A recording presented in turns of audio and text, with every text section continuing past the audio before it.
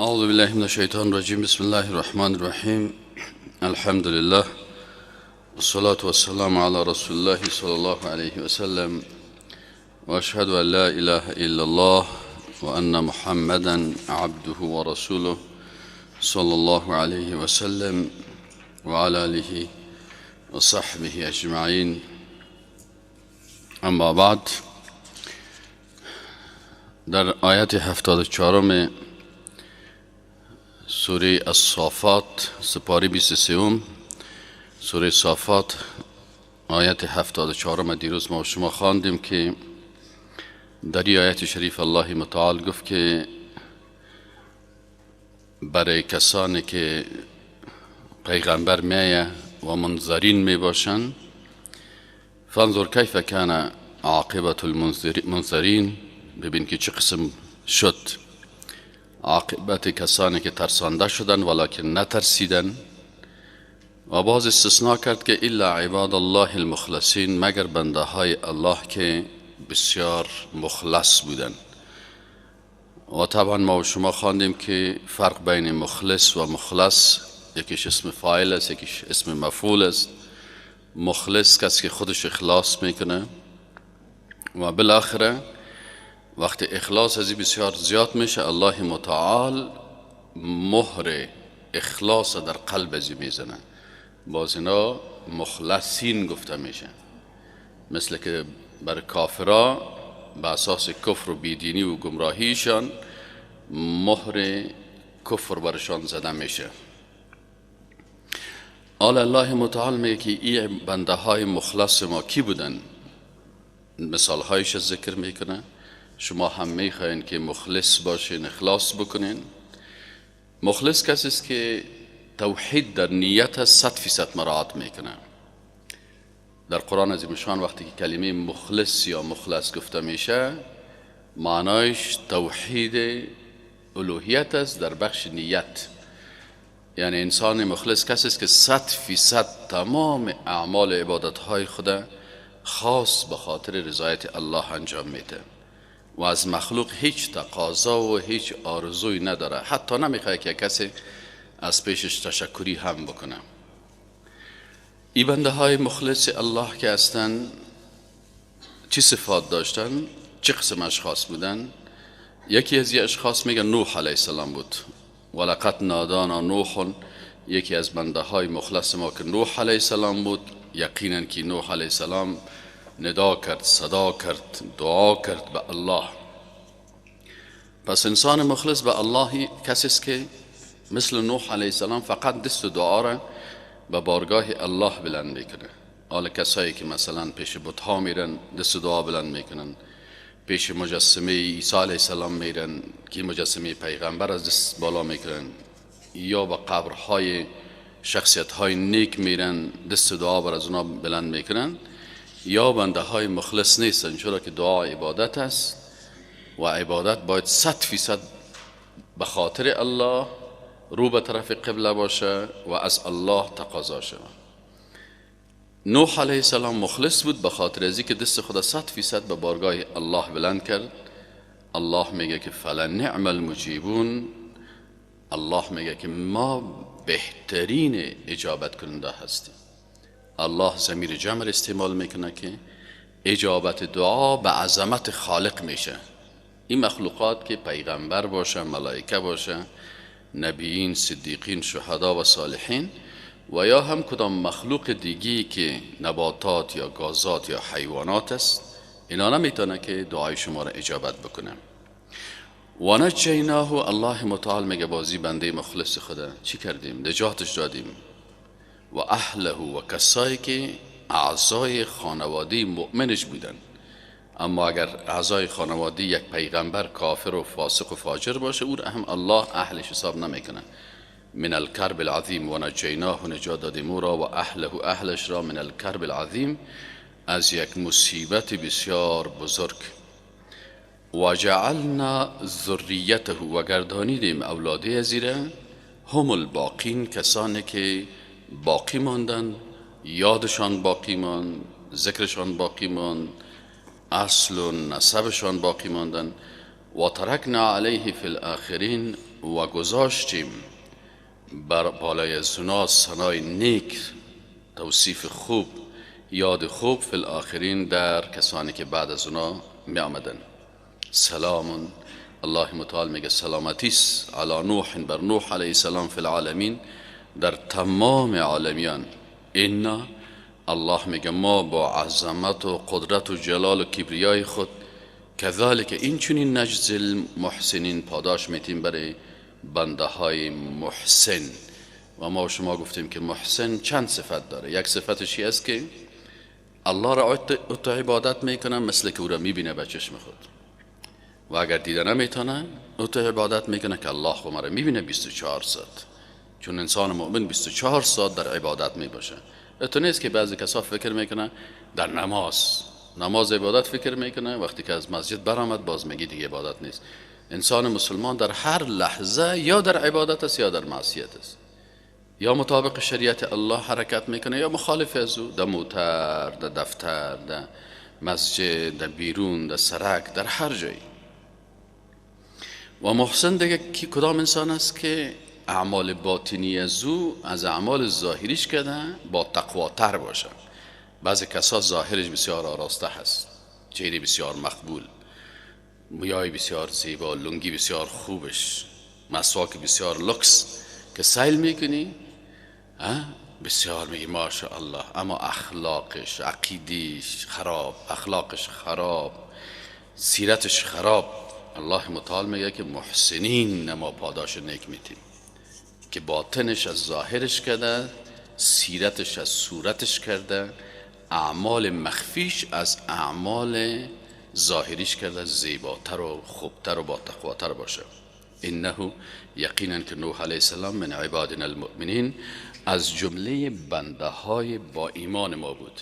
ثم بعد از اینکه اونا را ما نجات دادیم اغرقنا الاخرین، دیگرها را چی کردیم؟ غرق کردیم. از جمله بنده های مخلص الله که اخلاص زیاد کردن، الله اونا را چی کرد؟ تا پی اخلاص در قلبشان زد. یکیش هم ابراهیم علیه السلام است. و این و یقینا که من شیعته، مردم در طریقش، در روش نوح علیه السلام داشت ابراهیم علیه السلام، روش ابراهیم علیه السلام داشت محمد صلی الله علیه و سلم. روش پیغمبرا فقط یک روش است. و این و یقینا که من شیعته، از جمله کسانی که به طریقه نوح علیه السلام بود، که نوح علیه السلام طریقه زندگی خود از الله یاد گرفته بود، ابراهیم علیه السلام است. از جاء ربه، وقتی که آمد ابراهیم علیه السلام به پیش ربش، خالقش، روزی دهندش، شفا دهندش، کمک کنندش، زنده کنندش، نفع و ضرر رسانندش، پیش ازی با چی آمد؟ به قلب سلیم. پس صفت مخلصین یکی است که قلبش سالم است. قلب سالم اگر کس پرسانتان میکنه که چی تعریف داره؟ قلب سلیم قلب است که عاری از شبهات و شهوات باشه. شبهات که دشمنای اسلام شک ایجاد میکنه، در قرآن شک ایجاد میکنه، در پیغمبر شک ایجاد میکنه، در درس تفسیر شک ایجاد میکنه، در شخصیت پیغمبر شک ایجاد میکنه، در صحیح بخاری، صحیح مسلم، در احادیث رسول الله شک ایجاد میکنه، در شخصیت علمای حقانی اسلام شک ایجاد میکنه، در جهاد و شهادت شک ایجاد میکنه. این انسان مسلمان کسی است که شک ها در قلب زی نیست. و شبهات سه قسم، شهوات است سه قسم است. یکی شهوت نفس است، جنسی، یکی شهوت مال است، مال پرستی. بعضی کسا شهوت های جنسی را پرستش میکنه. پرستش شهوت جنسی چی هست؟ عاشق شدن است. وقتی که شهوت بسیار سر یک نفر غلبه زیاد کرد، بازی میگه فلان کس عاشق شده، مجنون شده. این شهوت پرست است. از این خاطر کلمه عشق در قرآن و سنت هیچ نامده، چون این یک چیزش چی است. اما دوستی الله و رسولش در قرآن و سنت محبت گفته میشه. والذین آمن، محبت یک چیز پاک است. مادر به فرزند خود محبت داره، فرزند به مادر خود محبت داره. یکی شهوت چی است؟ شهوت جنسی هست. یکی شهوت مال است، مال پرستی. بعضی کسا هست غلبه مال آنقدر در سرش است که میخواه که صاحب مال شوه ولو که ایمانش از دستش بره، ولو که عقیدهش از دستش بره، ولو که دینش از دستش بره. و سوم شهوت چوکی هست، قدرت. به خاطر چوکی و قدرت باز این دیگه بسیار سعی و تلاش میکنه پشت دینی گپا نمیگه.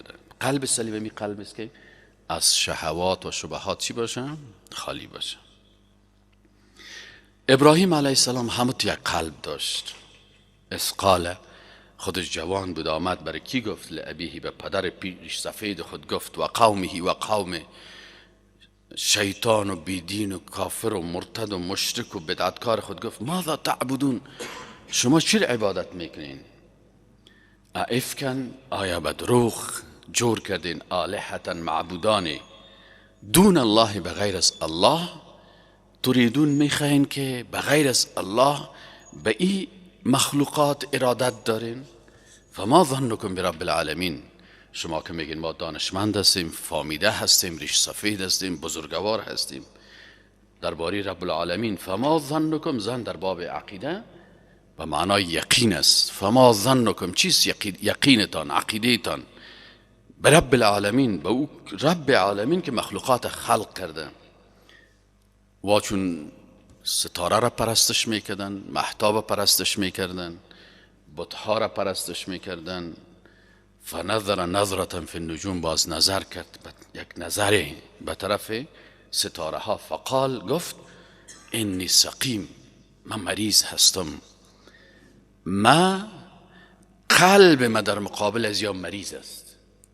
قلب سقیم همو هست که در مقابل عبادت غیر الله مریض باشه، جور است برای الله. و دعوتش کردن که بیا ابراهیم بریم در مجلس شرک، بیاییم در مجلس بدعت اشتراک کنیم.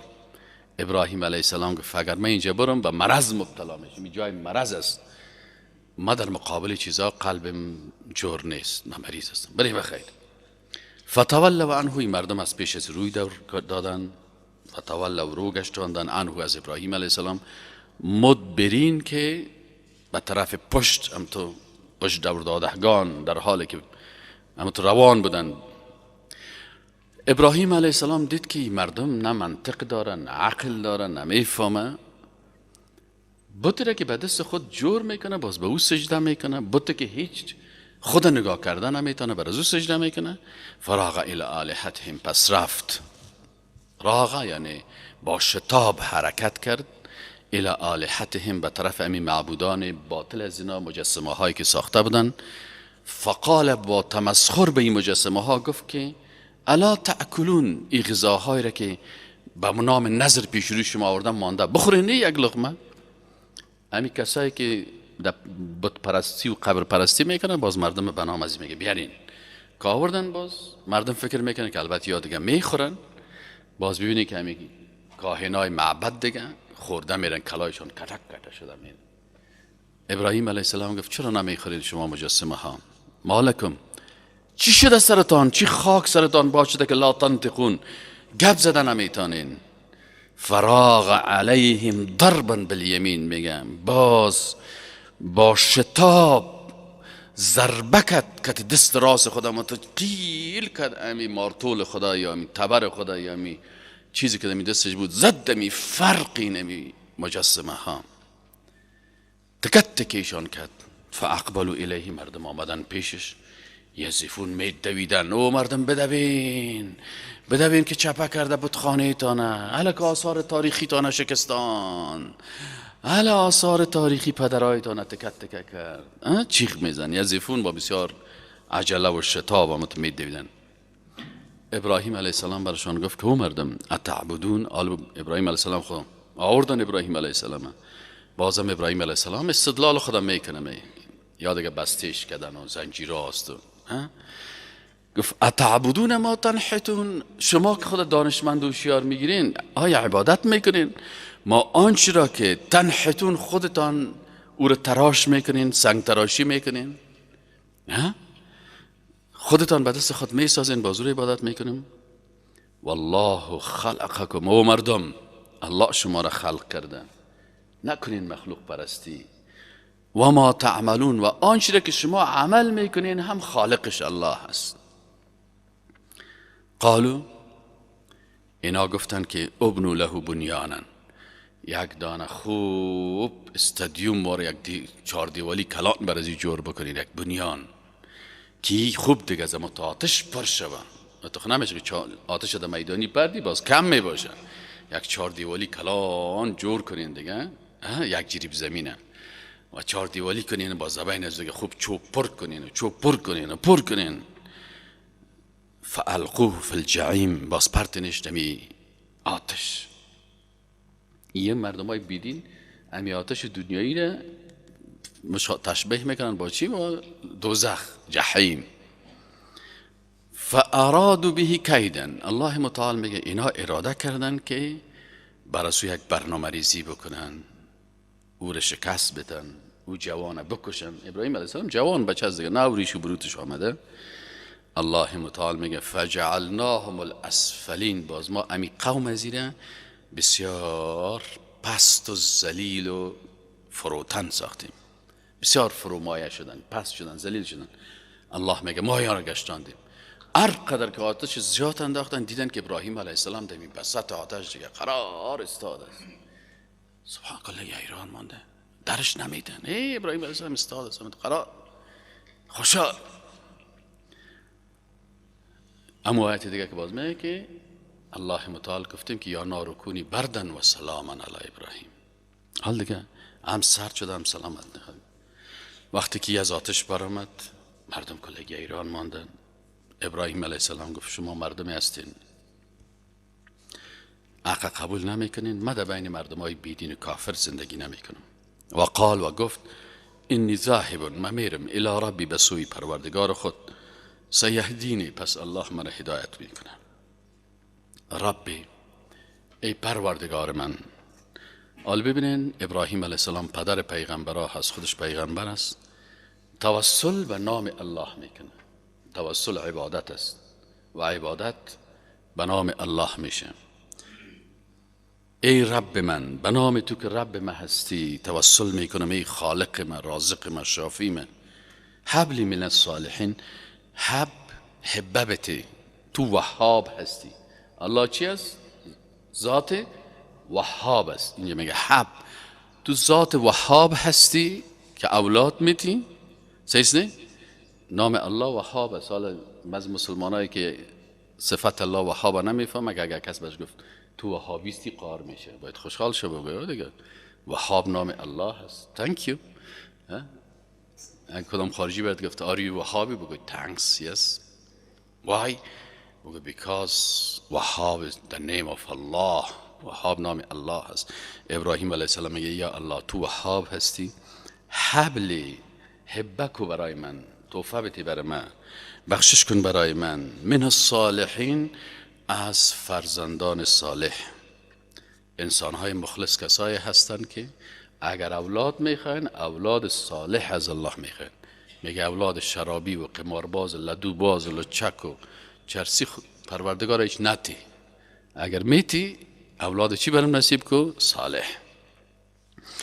فبشرناه، الله متعال میگه بشارت دادیم ابراهیم علیه السلام را به غلام، به یک فرزند حلیم بسیار بردبار. فلما، آل الله متعال یک دفعه نعمت میته، یک دفعه امتحان. میگه این فرزند برش دادیم لکن باز امتحانش هم کردیم. فلما، پس هنگامی که بلغ رسید، معه، به امراه از فرزندش، سعیه، به جای سعیه، به مکانی که همون منطقی است که حجاج سعی میکنن بین صفا و مروه، در اینمی قسمت ها وقتی که پیش ازی میرسه، قال یا بنیه، بر فرزند خود میگه ای پسرک من، یک راز برات میگم، انی ارا فی المنام، انی یقینا که من ارا میبینم، دیدیم، فی المنام، در خواب. خواب پیغمبران یکی از علامات نبوت که است خواب است. خواب پیغمبران خوابهای رحمانی هست، بعض خوابها شیطانی هست، بعض خوابها که از ادغاث احلام است. خوابهای رحمانی است که با وضو خو کنی، به پالوی راست خو کنی، تسبیحاتی که قبل از خواب است او را بگویی، در وقت خواب الله و رسولش به یاد داشته باشی، با ذکر و یاد الله خواب کنی، باز خواب رحمانی میبینی. در وقتی که ثلث اخیر شب است، در وقت تهجد. خواب شیطانی خوابی هست که وقتی بی وضو خواب کردی، نماز صحیح نخواندی، عبادت صحیح نکردی، ادب خواب، سنت در خواب، سنت رسول الله صلی الله علیه و آله مراعات نکردی، قبله ای طرف است، لنگای طرف قبله ساختی یا روی تو طرف قبله هست. انسان سنت رسول الله در خوابی است مثل که مرده را در قبر میمونن و پالی راست میگه رویش دور بده طرف قبله. این قسم باید همیشه مثل مرده وارد بستره باشی، چرا خود خواب مرگ است. این حال اگر این قسم خواب کرد که بی سنت، بی ذکر، بی عبادت، بی وضو، باز شو خوای شیطانی میبینه. خواب میبینه که چلتا مرغا سر کلش تخم داده. استاد یک جای خواب دیدیم که در دوزخ رفتیم. عقیدت خراب است، خوابت خراب است، عبادتت خراب است. یکی ادغاث احلام است که تمام روز عاشقی فکر میکنه، شب باز خواب میبینه که این عروسیم است. این خوابای بیهوده است که انسان‌های بیدین می‌بینن. اما پیغمبرها خوابایشان چی هستند؟ علامت نبوتشان است. ابراهیم علیه السلام خواب دیده و حکم الله هست که باید فرزند خود ذبح بکنه، امتحان الله هست. ابراهیم علیه السلام عقیده قوی داره. توحید محبت اینجا نشان میده. توحید محبت چی است؟ که وقت بین محبت الله و بین محبت مخلوق امتحان میشی، باید محبت الله را از محبت مخلوق کده چی بیتی؟ رجحان بیتی.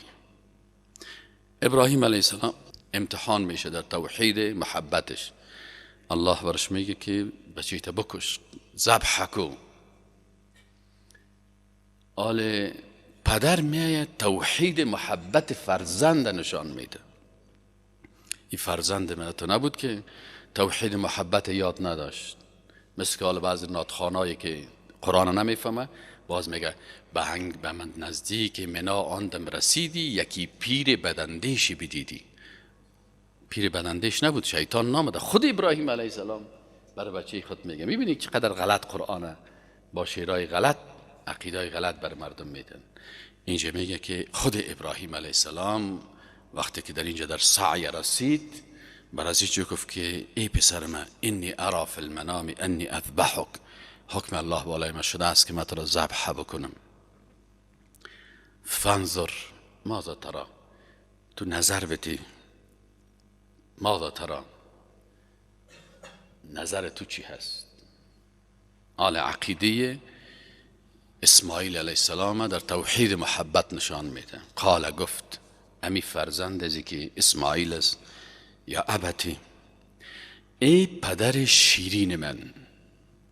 یا اب پدرم میگن، یا ابی پدر من، ابتی پدر شیرین من.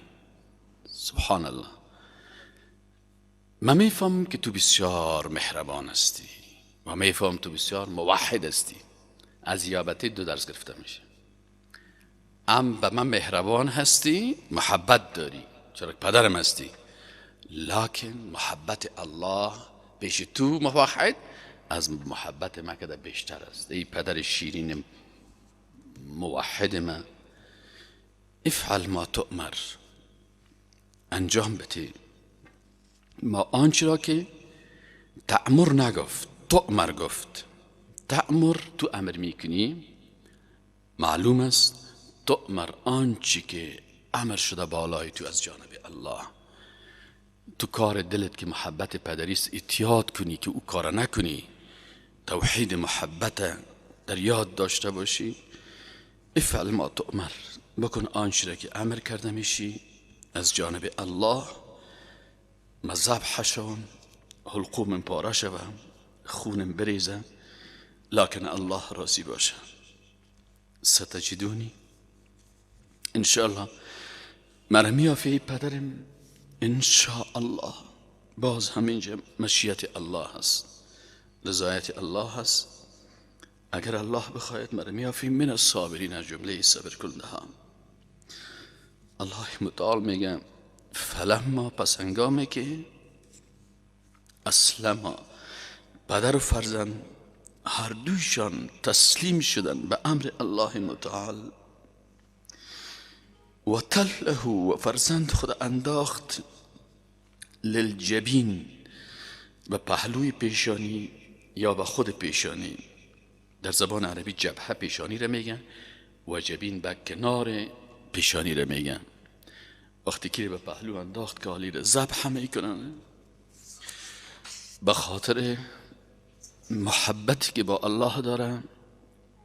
و نادیناه، الله میگه باز ما را ندا کردیم، صدا کردیم، برش گفتیم که یا ابراهیم، ای ابراهیم علیه السلام، قد صدقت الرؤیا، یقینا که تو تصدیق کردی، راست ساختی خوابت، امر الله را تطبیق کردی و در تطبیق توحید محبت صادق بودی و در محبت الله و عمل الله بسیار صادق و راستگوی بودی. تو تصدیق کردی من النبیین و الصدیقین و الشهداء و الصالحین، در جمله صدیقین هم داخل شدی. انا کذالک نجزی المحسنین. الله میگه ما اینمی قسم پاداش میدیم برای بنده های محسن و نیکوکار خود که به خاطر رضایت الله از جان خود، از خون خود، از فرزند خود، از مال خود، از همه تیر بشن. ان هذا یقینا که این کار ابراهیم و اسماعیل علیه السلام علیهم السلام له البلاء المبین، یک امتحان بسیار آشکار است. یعنی ما با بنده هایی که مخلص هستن امتحان میکنیم تا که اخلاص از اونها را معلوم کنیم. الله متعال میگه و فدیناه، باز ما فدیه یا عوضی دادیم یا بدله دادیم به عوض اسماعیل علیه السلام بر ابراهیم علیه السلام به ذبح عظیم، به یک قربانی بزرگ. نماندیم که کاردش همین قسم بانه، بلکه کارد زوره به یک حیوان بسیار خوب و بزرگی قربانیش پذیرفتیم. و ترکناه علیه فی الاخرین، و ما گذاشتیم امی خبر توحید محبت ابراهیم علیه السلام و اسماعیل علیه السلام یک سخن نیک و یک یادگار بسیار عالی فی الاخرین برای کسانی که بعد از ابراهیم و اسماعیل علیه السلام میاین. سلام، الله میگه سلامتی هست علی ابراهیم، برای ابراهیم علیه السلام. کذالک اینچنین نجزی المحسنین، ما پاداش میدهیم برای انسان های محسن و نیک خود، بنده های نیک خود. انه، یقین داشته باشن که الله شهادت میده که ابراهیم علیه السلام من عبادنا المؤمنین، از بنده های مؤمن ما بود. و بعد از او بشرناه، و بشارت دادیم برش به اسحاق، فرزند دیگری که اسحاق علیه السلام است. و بشرناه، و بشارت دادیم او را به اسحاق علیه السلام، نبیاً که او هم نبی بود، من الصالحین، از صالحان بود اسحاق علیه السلام. و بارکنا علیه، الله متعال میگه و برکت دادیم او را، و علی اسحاق، برکت انداختیم بالای او، و علی اسحاق، و به اسحاق علیه السلام. و من ذریتهما، و از اولاده ازیدو محسنان، بعضی انسانهای محسن را خلق کردیم و بعضی اولادشان و ظالم بودن که اکثر یهودیان خود اولاده اسحاق علیه السلام میگن و هستن یهودیایی که از بنی اسرائیل هستن. و ظالم لنفسه، بر کی ظلم میکنن؟ بر نفس خود، مبین آشکارا. ولقد، و یقینا که مننا علی موسی و هارون، دو مثال از دو بنده مخلص دیگی الله که ما منت گذاشتیم علی موسی، بر موسی علیه السلام، منت یا احسان کردیم علی موسی بر موسی علیه السلام و هارون، ولقد و یقینا که مننا منت گذاشتیم و احسان کردیم علی موسی بر موسی علیه السلام و هارون علیه السلام و نجیناهما وردوشان نجات دادیم و قومهما و قومشان را من الکرب العظیم از مصیبت بسیار بزرگ و نصرناهم و نصرت نمودیم ایشان را فکانو پس بودن هم الغالبین ایشان غالبان و آتیناهم الکتاب برشان دادیم کتابی را که مستبین واضح و روشن بود و هدیناهما و هدایت کردیم رهنمایی کردیم موسی و هارون را الصراط المستقیم براه راست و ترکنا علیهما فی الاخرین و گذاشتیم هر دویشان را یاد بسیار خوبی برای کسایی که بعد از نام سلام سلامتی هست علی موسی و هارون و موسی علیه السلام و هارون علیه السلام این کذلک نجزی المحسنین. الله میگه ما این گونه پاداش میتیم محسنین نیکوکاران را. انهما من عبادنا المؤمنین ای هر دویشان بودن از بنده های مؤمن ما. و این الیاس از بنده های مخلص الله الیاس علیه السلام است. الیاس علیه السلام هم از جمله رسول ها هست. لمن المرسلین از جمله مرسلان رسولان بود. اذ قال لقومه وقتی که گفت برای قوم خود الا تتقون آیا شما نمی ترسین تقوا نمی کنین؟ اتدعون آیا شما دست دعا را بلند می کنین به یک مجسمه ای که بعل نامش بعل است، بتس به نام بعل، و تذرون و ترک می کنید احسن الخالقین بهترین خلق کننده ها را. او خالقی که شما او را باید بشناسین الله هست، ربکم خالقتان معبودتان روزی دهنده تان شفا دهنده تان اجابت کننده دعاهایتان پناه دهنده تان و رب آبائکم و رب پدرانتان الاولین گذشتگان سابقان. فکذبوه او را هم تکذیب کردن مردمای بیدین و بی ایمان و بدعتکار. فانهم لمحضرون الله متعال میگه اونا هم حاضر کرده میشوند به عذاب الله.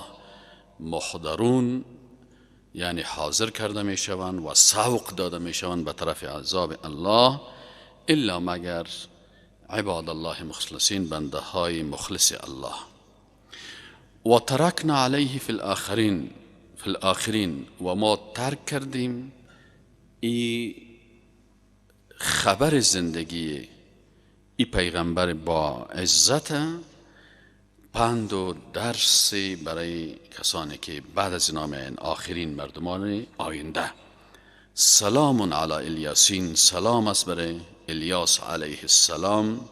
انا کذلک نجزی المحسنین و این قسم پاداش میتیم محسنان را. انه من عبادنا المؤمنون یقینا که از بنده های مؤمن ما بود.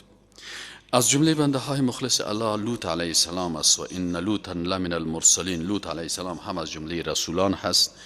اذ نجیناه وقتی که ما او را نجات دادیم و اهله و خانوادهش را اجمعین تمامی الا مگر عجوزن یک کمپیر زن پیچ سفیدی بود که با وجود از که تمام مویایش سفید شده بود ایمان ناورد.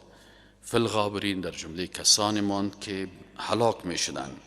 ثم سپس دمرنا هلاک کردیم الاخرین کسانی که در امو قریه باقی ماندن.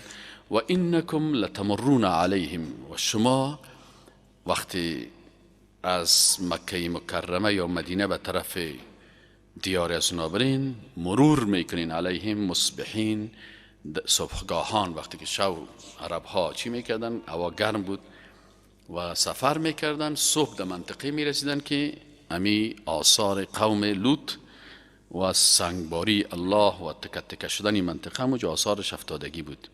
و باللیل و همشان در شب افلا تعقلون بعض اوقات به موج شب میرسین چرا از عقلتان کار نمیگیرین. و دیگه از جمله بنده های مخلص الله یونس علیه السلام است. و این و یقینا که یونس علیه السلام لمن المرسلین از جمله های رسولان و پیغمبرا بود. اذ ابق الى الفلک المشحون، میگه وقتی که از جانب الله برش گفته شد که این قوم تو وقتی که ایمان نیارن سر از اینا عذاب میاد. یونس علیه السلام فورا عجله کرد و فرار کرد به طرف کشتی که مشحون پر بود از مردم. وقتی که به طرف از کشتی رفت، چون ای لغزش کرد. چی معنی لغزش؟ لغزشی بود که مردم هنوز نو اعلان عذاب شده، ای بدون از که الله برش بویه که اعلابتی و برو و ترک بکن، اما تو عاجل که خبر شد فرار کرد. دیگه الله متعال میگه که سرش یک امتحان آمد. و امتحان چی بود؟ که وقتی در کشتی بالا شد، مردم در کشتی گفتن والا کشتی گرنگ شده یا کدام مشکل پیدا شد. گفت باید یک نفر در بحر پرتیم، وزن کشتی کم شود. به هر صورت، یا ای که بعضی ها میگن که یک ماهی دمروی کشتی را گرفته بود به خاطر نجات کل کشتی و کل کشتی را چپه میکرد. گفت یک نفر پرتیم که امو را بخوره و از شرش خلاص شویم. روایت مختلف است والله اعلم. خلاصه ای که فساهم قرعه کشی صورت گرفت. ای هم سهم گرفته چی؟ دمو قرعه کشی. فکان من المدحدین، بود از امو کسی که قرعه به نام ازی رسید. مدحد یعنی کسی که در قرعه کشی مغلوب میشه، نام برش میرسه. گفت والا یونس است. مردم هم گفتن خلاص قرعه کشی کردیم به نام تو برآمد. این صاحب گرفتن و انداختن در بین بحر. فالتقمه، باز این لقمه کرد. التقمه لقمه کرد یا بلعید. یک ماهی که حوت نام داره، ما شما میگیم جدید الوحوت، نه؟ یه حوت از امی گرفته شده، یک ماهی هست به نام حوت و هو ملیم، در حالی که یونس علیه السلام خود ملامت میکرد و پشیمان بود که من چرا بی وقت از قریه فرار کردم. الله متعال در آیات دیگه گفته بود که وقتی در داخل شکم ماهی بود، ماهی کلان بزرگ است که حالا ما شما بعضی اوقات میبینیم که چند تن وزن داره، در بعضی کشورها می باشه. در شکم ازی میگه یونس علیه السلام دعا میکرد و میگفت لا اله الا انت سبحانك انی کنت من الظالمین. الله متعال میگه فلولا انه، اگر نمی بود او، فلولا انه کان من المسبحین، اگر یونس علیه السلام از جمله تسبیح کننده ها نمی بود در شکم ماهی، تسبیح میگفت در وقت مصیبت، تسبیح الله را بگوین، از عذاب الله انسان نجات پیدا میکنه. لا اله الا انت سبحانك انی کنت من الظالمین. الله متعال میگه اگری تسبیحات نمیگفت للبث فی بطنه، باز باقی میمان در بطن شکم ماهی الی یوم یبعثون، تا روزی که یبعثون اینا بعث میشن، یا تا روز قیامت، اما تو در همی بطن ماهی میمان. فنبذناه بالعراء، الله متعال میگه پس ما با قدرت خود را انداختیم بالعراء، در یک میدان که عاری از گیاه ها بود. و هو سقیم، در حالی که او اعضای بدنش بسیار ضعیف شده بود، بیمار شده بود. یک نفر چند وقت در بین چی باشه؟ در بین شکم ماهی باشه، خب اعضای بدن ازی هم اما ضعیف شده. و انبتنا علیه، الله متعال میگه باز رویاندیم بالای از او شجرتن، یک نبات را. شجره هم به درخت کلان گفته میشه در عربی و هم به نباتات کوچک. ما شما بگیم نیال و نیالچه یا نوده. یک نوده من یقطین، از یقطین همو نوده چیز کدو، و باز برگای کلان می داشته باشه که در او البته کدام اگر تحقیق طبی صورت بگیره شاید در او برگای از او شفایی باشه که برای امراض جلدی. این کار کاش که دکترای مسلمان قرآن شناس داشته باشیم که دهی چی کنه؟ تحقیق کنه. و ارسلناه، الله متعال میگه باز ما فرستادیم، ارسالش کردیم، رسالت برش دادیم که برو الی 100,000 به 100,000 از مردم، او یزیدون یا بیشتر ازی. فآمنوا، پس اونا ایمان آوردن، فمتعناهم، باز اونا را فایده دادیم الی حین، تا یک وقت مشخص. آل الله متعال باز برمیگرده بعد از اینکه حالت مخلصین بیان میکنه، آل میگه مشرکینی که اعتقادات باطل دارن از اونا سوال کو، ببین که چی مشکلات دارن، فاستفتهم، پس تو بپرس، استفتا طلب فتوا، پرسش، سوال، از پیششان بخوای بگو شما کسانی که خودش شیخ ها میگین، بسیار آدم های کلان میگیرین، بسیار خود متدین میگیرین، بگوین علی ربک البناتو، آیا خالق شما برای خود دختر گرفته و لهم البنون، باز برای مخلوقات خود فرزند پسر داده؟ ام خلقنا الملائکه اناثا، یا ما خلق کردیم ملائکه را مؤنث و هم شاهدون، یا حاضر بودن در وقت خلقتش که وارد دیدن که مذکر است یا مؤنث.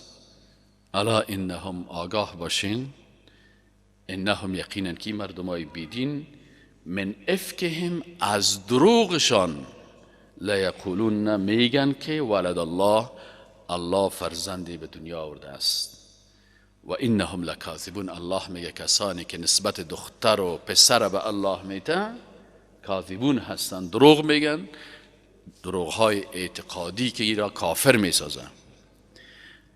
اصطفى البنات علی البنین، آیا شما تو فکر میکنید که الله برگزید دخترها را بر پسران؟ ما لکم، چی شده شما را؟ کیف تحکمون، چه قسم فیصله میکنین؟ افلا تذکرون، چرا پند نمیگیرین؟ ام لکم، آیا این که پیش شما از سلطان مبین، حجت یا دلیل واضح، فأتو بکتابکم، بیارین اگه کدام کتاب دارین، این کنتم صادقین، اگه شما رازگوها هستین. و دیگه مشکل بود پرستا چی هست؟ گاهی ملائکه را دخترای الله میگن، گاهی عیسی و موسی را فرزند الله میگن، گاهی ملائکه را مؤنث میگن، گاهی مشکلشان چی هست که میگه جنها که قوم الله هستند، و جعلوا، و گردانیدن بینه و بین الله و بین الجنتی، در میان جنها، نسبا، فی یک نسب داره. ولقد علمت الجنة، در حالی که جنهای مؤمن میفهمند که انهم، یقینا که اینمی مردمای بیدین و جنهای کافری که اینها را گمراه ساختن، و هر کسی که این سخنای شرکی را عقیده میکنن، لمحضرون، حاضر کرده میشوند به عذاب الله. سبحان الله، پاک است الله، عما یصفون، از آنچه که اینا توصیف میکنن، این صفات غلط را که به الله میتن. الله متعال پاک است، منزه است از این عیبهایی که مخلوقات دارن، فرزند آوردن، دختر داشتن، پسر داشتن، این صفات عاجزانه مخلوق است. الله پاک است از این صفات. الا عباد الله المخلصین، مگر بنده های مخلص الله ای گپا را نمیزنن، بنده های مؤمن الله ای کار نمیکنن. فانکم، پس بگو بر شانه رسول الله صلی الله علیه و سلم که شما مشرکین قریش، بت پرستا و قبر پرستا، و ما تعبدون، و آنچه را که شما پرستش میکنید، ما انتم علیه بفاتنین، شما نیستین منحرف کننده مؤمنان حقیقی، مخلصین شما منحرف کرده نمیتونین، نه شما و نه رهبریتتان که شما اونا را عبادت میکنین. ما انتم، نه شما، نمیتوانین، نیستید علیه بر آن بفاتنین، یعنی امتحان کننده، منحرف کننده، یا از عبادت الله منحرف کننده و از عقیده الله. فاتن چی نمیگه؟ کسی که در عقیده چی شده باشه؟ متزلزل شده باشه، کسی که در عقیده خراب شده باشه، کسی که منحرف شده باشه. شما بت پرستا و قبر پرستا و انسان پرستا و قانون پرستای انسانی نمیتونین مسلمان های حقیقی را شما چی کنین؟ منحرف بسازین. الا آبله، میتونین کی رو بکنین منحرف؟ من کسی که هو صال الجحیم، که او حتما داخل شدنیست در جهنم، یعنی انسانهای دوزخی را که با اینمی اندیشه ها زود متأثر میشه باز اونا را میتونین شما چی کنین؟ منحرف بسازین. و ما منا الا له، ملائکه بر از اینا گفت که این سخن ملائکه است. ملائکه گفتن که و ما منا، و نیست از ما هیچ یک الا مگر له مقام معلوم، که بر از یک جایگاه معلوم دار است. ما مخلوق هستیم، در بین مخلوقا یک مقام داریم، اما محتاج عظمت الله هستیم. و انا لنحن الصافون، ما مخلوق هستیم، عبادت میکنیم، صف در مقابل الله استاد میشیم. صافون کسانی که صف بسته میکنن. ما خود ما در مقابل الله مثل شما وارد صف بسته میکنیم و عبادت الله را میکنیم. و انا لنحن المسبحون، ما بنده هستیم که تسبیح الله را میگیم، الله را به وحدانیتش یاد میکنیم. و این کانوا لیقولون، و این مخفف از مثقل است. این نه، و یقینا که کانو بودن امی مردم، لیقولون میگفتن، امی بت پرستا چی میگفتن؟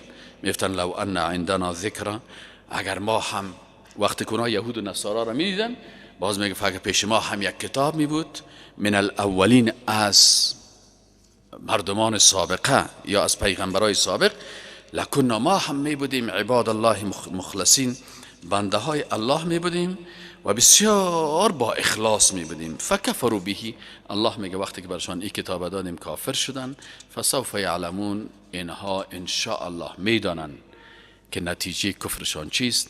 ولقد سبقت کلمتنا، و یقینا که سبقت کرده یا قبلا مقرر شده کلمتنا، حکم ما، لعبادنا، بر بنده های ما که مرسلین که فرستاده شده بودن، پیغمبرها بودن.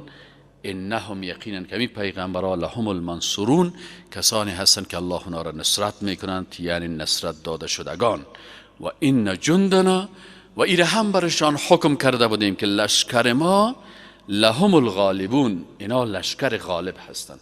هر قدر که دشمنای اسلام بزنه نهایتش لشکر الهی غالب میشه.